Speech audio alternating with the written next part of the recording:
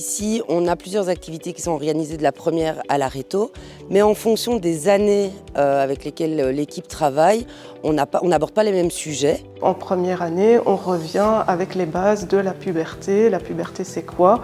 Ça touche quoi? Qu'est-ce qu'on voit? Donc on fait les changements corporels en fait.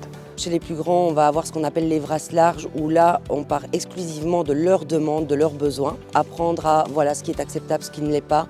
Les réseaux sociaux, ce que je peux faire, ce que je ne peux pas faire. L'idée, c'est qu'en faisant appel au planning familial, on a la certitude d'avoir des acteurs qui sont formés, qui sont à l'aise avec les thématiques, qui ont donc la formation de base et la formation continue, et d'avoir une information fiable et neutre. On part toujours des connaissances des élèves pour répondre à une question, un vrai ou faux, voilà. On part de leurs acquis et là, en fait, ça permet de corriger si y a voilà, des préjugés ou des a priori en se disant ah oui, ça j'ai le droit, non, dans la pornographie je le vois ou pas.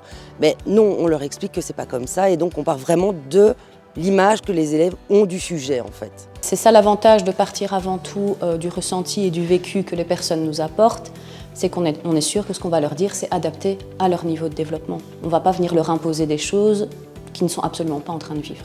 Très concrètement, quand il y a une des deux personnes qui donne des informations, l'autre peut être attentive aux dynamiques du groupe et à voir si, au niveau langage non verbal, il y a quelqu'un qui avait peut-être envie de prendre la parole. Les animations se passent très bien parce que les élèves sont preneurs.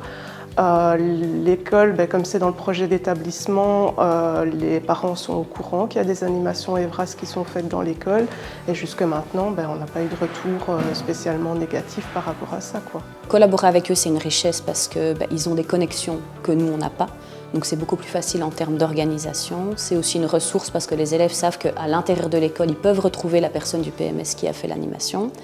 Et nous, on va complémenter ça parce que justement, on est extérieur. Et donc pour les élèves, c'est parfois rassurant de se dire en fait, c'est une personne que je ne vais voir qu'une seule fois en animation et qui ne va pas me suivre toute l'année avec en tête ce que je lui ai raconté.